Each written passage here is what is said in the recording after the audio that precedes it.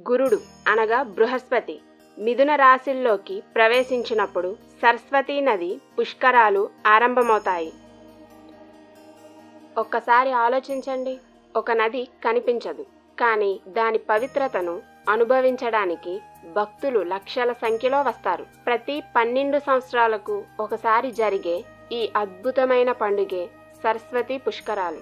2025లో మీరు ఈ పవిత్ర యాత్రకు సిద్ధమా?